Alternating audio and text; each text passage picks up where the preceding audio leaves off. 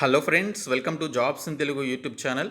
Friends, మనకి Telangana high court నుండి release అయినటువంటి కోర్టు మాస్టర్ లేదా పర్సనల్ సెక్రటరీ పోస్టులకి సంబంధించి ఆఫ్లైన్లో మీరు ఏ విధంగా అప్లికేషన్స్ పంపించాలనేటువంటి కంప్లీట్ డీటెయిల్స్ ఈ వీడియోలో చెప్తాను. వీడియో చూస్తున్న ప్రతి ఒక్కరు కూడా వీడియోని లైక్ చేసి ఛానల్ని సపోర్ట్ చేయండి. చాలామంది వీడియోస్ చూస్తున్నారు కానీ లైక్ చేయట్లేదు. సో మీరు ఇచ్చేటువంటి ఒక చిన్న లైక్ చాలా ఎంకరేజింగ్ అండ్ మోటివేటింగ్గా ఉంటుంది, కాబట్టి సపోర్ట్ చేయండి. ఫస్ట్ టైం మన ఛానల్ని విజిట్ చేస్తే సబ్స్క్రైబ్ చేసుకుని బెల్ సింబల్ని యాక్టివేట్ చేసుకోండి. ఫ్రెండ్స్, మనకి తెలంగాణ హైకోర్టు నుండి కోర్టు మాస్టర్ అలాగే పర్సనల్ సెక్రటరీస్కి సంబంధించి డైరెక్ట్ రిక్రూట్మెంట్ కింద టోటల్ 65 వేకెన్సీస్తో ఒక అఫీషియల్ నోటిఫికేషన్ రిలీజ్ అయింది. ఈ పోస్టులకి సంబంధించి కేటగిరీ వైజ్గా ఉన్నటువంటి వేకెన్సీస్ లిస్ట్ అయితే మీరు ఇక్కడ చూడొచ్చు. ఈ పోస్టులకి సంబంధించి మీరు అప్లై చేయాలి అంటే మీరు డిగ్రీ అనేది ఆర్ట్స్లో కానీ, సైన్స్లో కానీ, కామర్స్లో కానీ, అలాగే లా డిపార్ట్మెంట్లో కానీ కంప్లీట్ చేసినట్లయితే వీటిల్లో ఏ ఒక్క డిపార్ట్మెంట్లో మీరు ఏదైనా డిగ్రీ క్వాలిఫికేషన్ కలిగి ఉన్నట్లయితే ఈ పోస్టులకి సంబంధించి అప్లై చేసుకోవచ్చు. సో ఈ పోస్టులకి సంబంధించి మీరు ఆఫ్లైన్లో అప్లికేషన్స్ అయితే పెట్టుకోవాలి. 18 నుంచి 34 సంవత్సరాల వయసు ఉన్నటువంటి వారు ఈ పోస్టులకు అప్లై చేసుకోవడానికి ఎలిజిబిలిటీ ఉంది. SC, ST, BC and EWS క్యాండిడేట్స్కి 5 years ఏజ్ రిలాక్సేషన్ ఇచ్చారు. సో అది కూడా ఆ పర్టికులర్ క్యాండిడేట్స్ కలుపుకొని అప్లై చేసుకోవచ్చు.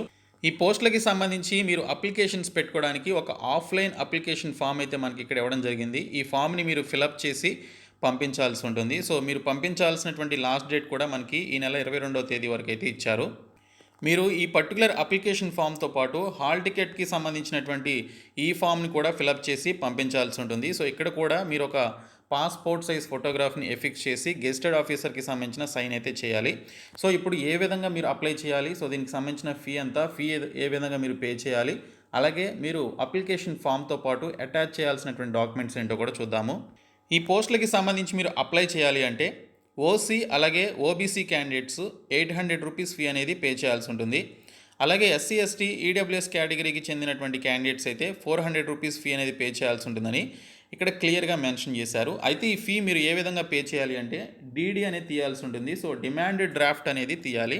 సో ఆ డిమాండ్ డ్రాఫ్ట్ ఏ పేరు మీద తీయాలి అంటే in the favour of the registrar recruitment high court for the state of Telangana payable at Hyderabad అనేటువంటి ఈ పర్టికులర్ పేరు మీద మీరు డీడీ తీసి అప్లికేషన్ ఫామ్తో పాటు మీరు డాక్యుమెంట్స్ పెడతారు కదా, సో ఆ డాక్యుమెంట్స్తో పాటు డీడీ ఫామ్ కూడా కలిపి అప్లికేషన్స్ అయితే మీరు డైరెక్ట్గా పంపించాల్సి ఉంటుంది. స్పీడ్ పోస్ట్ ద్వారా కానీ, లేదా కొరియర్ ద్వారా కానీ, లేదా డైరెక్ట్గా మీరు ఆ పర్టికులర్ హైకోర్టుకు వెళ్ళి అప్లికేషన్స్ అయితే సబ్మిట్ చేయొచ్చని మనకి నోటిఫికేషన్ డీటెయిల్స్లో ఇచ్చారు. అలాగే sports quota ex service men కేటగిరీకి సంబంధించినటువంటి వారు కూడా ఇక్కడ పేమెంట్కి సంబంధించిన ఇన్ఫర్మేషన్ ఇచ్చారు. The candidates applying under sports quota and ex service men category have to pay an amount towards examination fee as prescribed for the candidates as per their respective class or category అని చెప్పేసి ఇక్కడైతే మనకి క్లియర్గా mention చేయడం జరిగింది. So examination fee అనేది మీరు pay చేయాల్సి ఉంటుంది. సో ఈ పర్టికులర్ క్యాండిడేట్స్ కూడా అయితే మీరు అప్లికేషన్ ఫామ్తో పాటు పంపించాల్సినటువంటి డాక్యుమెంట్స్ ఏంటి అనేది ఒకసారి చూసుకున్నట్లయితే ఇక్కడ మీరు గెస్టెడ్ ఆఫీసర్తో మీ దగ్గర ఉన్నటువంటి కాపీస్ ఏవైతే ఉంటాయో క్వాలిఫికేషన్కి సంబంధించినటువంటి సర్టిఫికేట్స్ కానీ, అలాగే మనకి మార్క్స్ లిస్ట్ కానీ, పాస్ సర్టిఫికేట్స్, అలాగే మీకు సంబంధించిన కేటగిరీకి సంబంధించినటువంటి క్యాస్ట్ సర్టిఫికేట్స్ అంటే ఎస్సీ, ఎస్టీస్, ఓబీసీస్, ఈడబ్ల్యూఎస్ క్యాండిడేట్స్ ఎవరైతే ఉన్నారో సో వారికి సంబంధించిన క్యాస్ట్ సర్టిఫికేట్స్ ఇవన్నీ కూడా మనకి జిరాక్స్ కాపీస్ ఉంటాయి కదా, సో వాటన్నిటి మీద మీరు గెస్టెడ్ ఆఫీసర్కి సంబంధించినటువంటి సైన్ అనేది చేయించాల్సి ఉంటుందని ఇక్కడ క్లియర్గా మెన్షన్ చేశారు. అలాగే ఇక్కడ చూసుకున్నట్లయితే 1 set of photostat copies of certificates duly attested by the gazetted officer are to be submitted at the time of overall interview అని చెప్పేసి కూడా మెన్షన్ చేయడం జరిగింది. సో ఈ రిక్రూట్మెంట్కి సంబంధించి మనకు రాత పరీక్ష అయితే లేదు, అయితే మనకి స్కిల్ టెస్ట్ పెట్టి ఆ తర్వాత ఇంటర్వ్యూ చేసి జాబ్ అయితే ఇస్తున్నారు. సో మీకు స్కిల్ టెస్ట్ కంప్లీట్ అయిన తర్వాత ఓరల్ ఇంటర్వ్యూ ఉంటుంది కదా, సో ఆ ఓరల్ ఇంటర్వ్యూ టైంలో కూడా మీరు ఒక సెట్ ఆఫ్ ఫోటోస్టాట్ కాపీస్, అది కూడా గెస్టెడ్ ఆఫీసర్తో సైన్ చేయించినటువంటి కాపీస్ మీరు సబ్మిట్ చేయాల్సి ఉంటుంది. అలాగే ఇక్కడ ఎక్స్ సర్వీస్ మెన్కి సంబంధించి డిశ్చార్జ్ సర్టిఫికేట్స్ సబ్మిట్ చేయాలి. ఫిజికల్లీ హ్యాండిక్యాప్డ్ ఎవరైనా అప్లై చేస్తుంటే వారికి సంబంధించిన సదరన్ సర్టిఫికేట్ లేదా ఫిజికల్గా వాళ్ళు డిజేబుల్ అనేటువంటి సర్టిఫికేట్ ఉంటుంది కదా, సో అది కూడా వారు సబ్మిట్ చేయాల్సి ఉంటుంది. ఇవన్నీ కూడా జిరాక్స్ కాపీస్ ఇవ్వాలి. ఎవరైనా ఎంప్లాయీస్ పనిచేస్తున్నట్లయితే నో అబ్జెక్షన్ సర్టిఫికేట్ అనేది ప్రొడ్యూస్ చేసి అది కూడా మీరు సబ్మిట్ చేయాల్సి ఉంటుంది. సో ఇక్కడ మనకి క్వాలిఫికేషన్కి సంబంధించి డిగ్రీ క్వాలిఫికేషన్కి సంబంధించిన సర్టిఫికేట్స్, అలాగే caste certificates, date of birth certificates, 10th class marks lists, ఇలాగ మీరు పెట్టాల్సినటువంటి డాక్యుమెంట్స్ ఏవైతే ఉంటాయో అవన్నీ కూడా మీరు అప్లికేషన్ ఫామ్తో పాటు పెట్టి, అలాగే డీడీ ఫామ్ని కూడా మీరు అప్లికేషన్ ఫామ్తో కూడా కలిపి ఎన్వలప్తో మీరు పంపించాల్సి ఉంటుంది. ఈ పర్టిక్యులర్ అప్లికేషన్ ఫామ్‌కి సంబంధించి ఎవరైతే నెసెసరీ డాక్యుమెంట్స్ గానీ, అలాగే ఇచ్చినటువంటి ఇన్‌స్ట్రక్షన్స్‌ని ఫాలో అవ్వకుండా సరిగ్గా అప్లికేషన్ గనక ప్రాపర్ వేలో పంపించకపోతే, ఆ పర్టిక్యులర్ అప్లికేషన్స్‌ని రిజెక్ట్ చేయడం జరుగుతుందని చెప్పేసి ఇక్కడ క్లియర్‌గా మనకి ఇన్‌స్ట్రక్షన్స్‌లో ఇవ్వడం జరిగింది. కాబట్టి జాగ్రత్తగా అప్లికేషన్స్ అయితే ఫిలప్ చేసి, గెస్టెడ్ ఆఫీసర్‌తో సైన్ చేయించి, మీరు మీ యొక్క డాక్యుమెంట్స్ అన్నీ కూడా కరెక్ట్‌గా ఉన్నాయో లేదో చూసుకొని, సో ప్రాపర్ ఫార్మాట్‌లో మీరు అప్లికేషన్స్ అయితే సబ్మిట్ చేయండి. మీరు అప్లికేషన్ ఫామ్ ఫిలప్ చేసిన తర్వాత, అప్లికేషన్ ఫామ్ మీద కొన్ని మీకు సంబంధించినటువంటి ఫోటోగ్రాఫ్స్‌ని ఎఫిక్స్ చేయాల్సి ఉంటుంది. అవి మొత్తం ఎన్ననేది కూడా ఇక్కడైతే మనకి ఇచ్చారు. 3 latest passport size photographs, 1 photograph to be pasted on the application at the right top corner అని చెప్పేసి ఇచ్చారు. అదేంటో చూపిస్తాను. అలాగే and 2 photographs to be pasted on the hall tickets in duplicate. All 3 photographs shall be identical and must be attested by the gazetted officer అని చెప్పేసి ఇవ్వడం జరిగింది. మీరు పెట్టేటువంటి మీ 3 ఫోటోగ్రాఫ్స్ కూడా అన్నీ సేమ్ ఒకేలా ఉండాలి. ఓకే, సో ఒక ఫోటోగ్రాఫ్స్ని మీరు 3 కాపీస్ తీయించుకొని అదే ఫోటోగ్రాఫ్స్ని పెట్టండి. ఒక ఫోటోగ్రాఫ్ వచ్చేసి అప్లికేషన్ టాప్లో పెట్టాలి, రైట్ టాప్ కార్నర్లో. మరొక 2 ఫోటోగ్రాఫ్స్ వచ్చేసి మనకు హాల్ టికెట్కి సంబంధించినటువంటి ఫామ్ కూడా ఉంది. సో అక్కడ మీరు ఎఫిక్స్ చేసి గెస్టెడ్ ఆఫీసర్ సైన్ చేయించి మీరు దీనికి సంబంధించి పంపించాలని చెప్పేసి మెన్షన్ చేయడం జరిగింది. సో మనకి ఇది అప్లికేషన్ ఫాము. ఈ అప్లికేషన్ ఫామ్ని మీరు ప్రింట్అవుట్ తీయించుకొని మీ పెన్నుతో మీరు మీకు సంబంధించినటువంటి ఒక అప్లికేషన్ ఫామ్ని ఫిలప్ చేయాల్సి ఉంటుంది. సో ఇక్కడ చూసుకున్నట్లయితే మనకి ఇక్కడ అప్లికేషన్ ఫామ్కి సంబంధించి రైట్ సైడ్ టాప్ కార్నర్లో ఒక ఫోటోగ్రాఫ్ని ఎఫిక్స్ చేయాలన్నారు. సో ఇక్కడ మీరు మీకు సంబంధించినటువంటి రీసెంట్ పాస్పోర్ట్ సైజ్ ఫోటోగ్రాఫ్ని ఎఫిక్స్ చేసి గెస్టెడ్ ఆఫీసర్ చేత దీనిపైన సైన్ అనేది చేయించాల్సి ఉంటుంది. Signature, name, designation and office seal of the gazetted officer అని చెప్పేసి కూడా మెన్షన్ చేయడం జరిగింది. సో ఈ విధంగా మీరు ఈ పర్టికులర్ డీటెయిల్స్ ఉండే విధంగా సీల్ కూడా ఉండాలన్నమాట. సో ఆ సీల్ కూడా మీరు వేయించాల్సి ఉంటుంది. ఆ తర్వాత మీకు సంబంధించినటువంటి నేమ్ అనేది క్యాపిటల్ లెటర్స్లో as per 10th class marks list ప్రకారం ఫిలప్ చేయండి. తర్వాత పేరెంట్స్ నేమ్ కూడా అలాగే ఇవ్వండి. మీకు స్పౌస్ ఉన్నట్లయితే, అంటే వైఫ్ కానీ లేదా హస్బెండ్ కానీ ఉన్నట్లయితే మీరు ఆ పేరు కూడా మీరు మెన్షన్ చేయొచ్చు. తర్వాత మీకు సంబంధించినటువంటి డేట్ ఆఫ్ బర్త్ ఇక్కడ చూసుకున్నట్లయితే 1/7/2022 నాటికి ఎంత ఉందనేది మెన్షన్ చేయాల్సి ఉంటుంది. అలాగే దానికి ప్రూఫ్ కింద ఎస్ఎస్సి మార్క్స్ లిస్ట్ లేదా డేట్ ఆఫ్ బర్త్ సర్టిఫికేట్ అనేది మీరు ఎఫిక్స్ చేయాలి. దానితో పాటు ఆ సర్టిఫికేట్ మీద గెస్టెడ్ ఆఫీసర్ సైన్ కూడా మీరు చేయించాల్సి ఉంటుంది. తర్వాత నేషనాలిటీ వచ్చేసి ఇండియన్ అని చెప్పేసి మెన్షన్ చేయండి. తర్వాత చూసుకున్నట్లయితే మీ యొక్క నేటివ్ ప్లేస్, అలాగే డిస్ట్రిక్ట్, స్టేట్, ఓకే, మీ యొక్క విలేజ్ లేదా మండల్ నేమ్, ముఖ్యంగా విలేజ్ నేమ్ మెన్షన్ చేయండి. ఆ తర్వాత డిస్ట్రిక్ట్, అలాగే స్టేట్, ఈ 3 నేమ్స్ ఇక్కడే మీరు మెన్షన్ చేయాలి. తర్వాత మీ యొక్క జెండర్ మేల్ ఫిమేల్ అనేది ఇక్కడ మెన్షన్ చేయండి. మేల్ అయితే మేల్ అని, లేదా ఫిమేల్ అయితే ఫిమేల్ అని ఇవ్వండి. తర్వాత whether he or she belongs to SC, ST, BC, if so the sub caste and the group if any to which the applicant belongs అని చెప్పేసి ఇచ్చారు. సో ఇక్కడ ఎస్సీ క్యాండిడేట్స్ అనుకోండి, ఎస్సీస్లో హిందూస్ ఉంటారు కదా, సో ఎస్సీ హిందూ అని చెప్పేసి మెన్షన్ చేయండి. అదే మీరు బీసీస్ అయితే బీసీఏ అని, అలాగే బీసీబీ అని చెప్పేసి ఈ విధంగా ఉంటారు కదా, సో ఈ విధంగా సబ్ క్యాస్ట్ కూడా మీరు ఇక్కడ మెన్షన్ చేయాల్సి ఉంటుంది. తర్వాత weather the applicant belongs to physically handicapped అని చెప్పేసి ఇచ్చారు. ఒకవేళ మీరు ఫిజికల్లీ హ్యాండిక్యాప్డ్ అయితే ఎస్ అని చెప్పేసి ఇవ్వండి, లేదంటే నో అని చెప్పేసి మెన్షన్ చేయండి.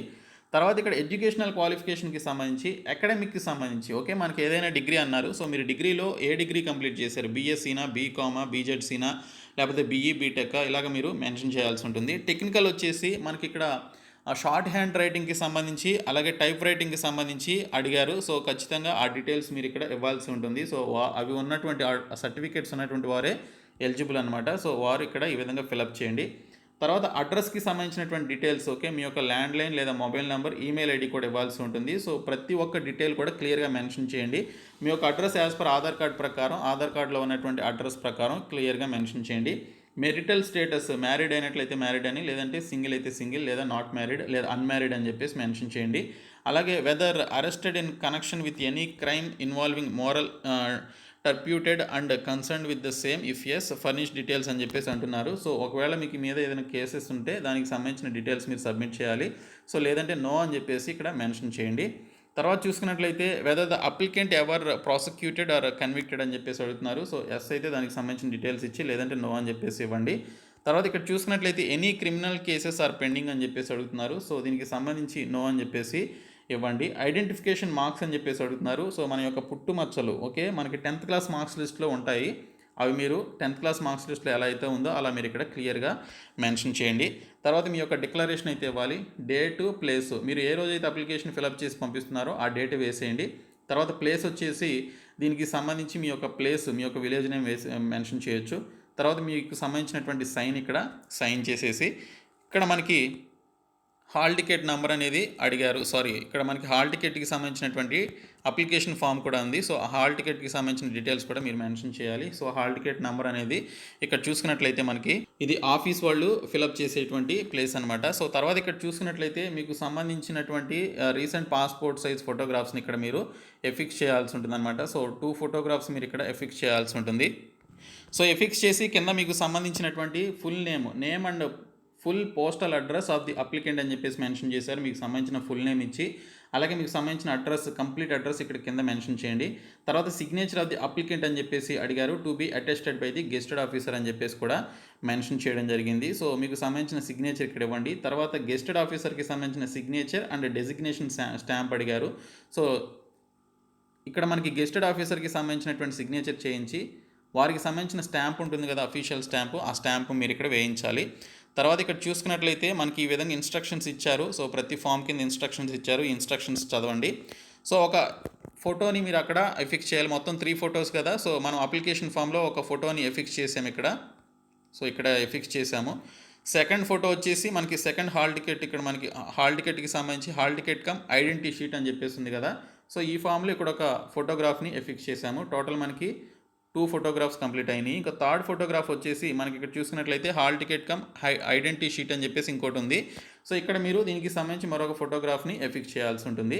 సో ఈ విధంగా మీరు టోటల్ 3 ఫోటోగ్రాఫ్స్ ఎఫిక్స్ చేయాలన్నమాట. సో ఇక్కడ మీకు సంబంధించినటువంటి నేమ్, ఫుల్ పోస్టల్ అడ్రస్ ఇక్కడ మెన్షన్ చేయండి. అలాగే మీకు సంబంధించిన సిగ్నేచర్ ఇవ్వండి. అలాగే గెస్టెడ్ ఆఫీసర్కి సంబంధించిన సైన్ కూడా చేయించండి ఇక్కడ. సో అలాగే స్టాంప్ కూడా వేయించండి. సో ఈ విధంగా మీరు అప్లికేషన్ ఫామ్ని ఫిలప్ చేసి మీరు ఒక ఎన్వలప్ మీద, ఓకే, సో ఎన్వలప్ మీద మీరు దీనికి సంబంధించినటువంటి అడ్రస్ అనేది మెన్షన్ చేయాలి. అది ఏ విధంగా మెన్షన్ చేయాలనేది ఇచ్చారు. సో ఇక్కడ చూసుకున్నట్లయితే ఎన్వలప్ మీద application for the post of court master or personal secretary 2022 to the registrar recruitment high court of the state of Telangana at Hyderabad 500066 అని చెప్పేసి ఈ అడ్రస్ ఉంది. సో ఎన్వలప్ ఉంటుంది కదా మనకి ఈ విధంగా. సో ఎన్వలప్ మీద మీరు application to the post of court master or personal secretary 2022 అని మెన్షన్ చేయండి. తర్వాత మీరు 2 అడ్రస్ ఉంటుంది కదా. సో 2 అడ్రస్ ఇక్కడ ఇచ్చినటువంటి అడ్రస్ కరెక్ట్గా మెన్షన్ చేసి మీరు ఆ ఎన్వలప్ని స్పీడ్ పోస్ట్ ద్వారా కానీ లేదా కొరియర్ ద్వారా కానీ లేదా డైరెక్ట్గా ఇన్ పర్సన్ ద్వారా, అంటే డైరెక్ట్గా వెళ్ళి ఇచ్చేసేయచ్చు ఈ అడ్రస్లో. సో అలాగా కూడా మీరు ఇవ్వచ్చు, మీకు దగ్గరగా ఉంటే వెళ్ళి ఇవ్వండి. సో ఈ విధంగా మీరు అప్లికేషన్స్ అయితే పంపించాల్సి ఉంటుంది. అలాగే ఇక్కడ చూసుకున్నట్లయితే 2 సపరేట్ సెల్ఫ్ అడ్రస్డ్ ఎన్వలప్స్ అని చెప్పేసి ఇచ్చారు. సో ఇక్కడ చూసుకున్నట్లయితే మీరు మొత్తం 3 ఎన్వలప్స్ కొనుక్కోవాలి. ఒకటి వచ్చేసి వారికి పంపించడానికి, మరొక 2 వచ్చేసి మీరు ఎన్వలప్లో అప్లికేషన్ ఫాము అలాగే మిగిలినటువంటి డాక్యుమెంట్స్ పెడతారు కదా. సో దానితో పాటు సెల్ఫ్ అడ్రస్డ్ అని అన్నారు. సో మీరు ఎన్వలప్లు ఇంకొక 2 కొనుక్కొని దాని మీద మీకు సంబంధించిన అడ్రస్ రాసి ఆ 2 ఎన్వలప్స్ కూడా మీరు పంపిస్తున్నటువంటి అప్లికేషన్ ఫామ్తో పాటు పెట్టి పంపించండి. ఎందుకంటే వారు మీతో కమ్యూనికేట్ అవ్వడానికి, అంటే మనకి హాల్ టికెట్ పంపించడానికి ఇంకా మిగిలినటువంటి డీటెయిల్స్ మీకు పంపించడం కోసం వాళ్ళే ఎన్వలప్స్ అడుగుతున్నారు. సో మొత్తంగా 3 ఎన్వలప్స్ మీరు పెట్టాల్సి ఉంటుంది. ఒక ఎన్వలప్ వచ్చేసి అప్లికేషన్ పంపించడానికి, మరొక 2 ఎన్వలప్స్ వచ్చేసి వారు మీతో ఫర్దర్గా మనకి ఎగ్జామినేషన్ డేట్ వచ్చినప్పుడు మీకు హాల్ టికెట్స్ అనేవి పంపిస్తారు. సో దానికోసం మీరే 2 ఎన్వలప్స్ అనేవి సెల్ఫ్ అడ్రస్డ్ అన్నారు. సో ఆ ఎన్వలప్స్ మీద మీరే అడ్రస్ మెన్షన్ చేసి దీనికి సంబంధించి పంపించాలి. ఇక్కడ క్లియర్గా ఇచ్చారు. 2 separate self-addressed envelopes for communication to the applicant by the High Court are also required to submitted along with the application అని చెప్పేసి ఇక్కడ మనకి ఇవ్వడం జరిగింది. సో అప్లికేషన్ ఫామ్తో పాటు మరొక 2 సెల్ఫ్ అడ్రస్డ్ ఎన్వలప్స్ని కూడా పంపించండి. ఈ విధంగా మీరు అప్లికేషన్ ఎక్కడ కూడా ఎటువంటి మిస్టేక్స్ చేయకుండా మీకు ఉన్నటువంటి క్వాలిఫికేషన్స్ని బేస్ చేసుకుని ఇంట్రెస్టెడ్ క్యాండిడేట్స్ అప్లికేషన్స్ అయితే సబ్మిట్ చేయండి. సో మనకి ఈ నెల 22వ తేదీ లాస్ట్ డేటు. సో ఈ నెల 22వ తేదీలోకి వెళ్ళే విధంగా చూసుకోండి. ఓకే, సో ఈ వీడియోని మీ ఫ్రెండ్స్ అందరికీ షేర్ చేయండి, మన ఛానల్ సబ్స్క్రైబ్ చేయండి. Thank you so much guys.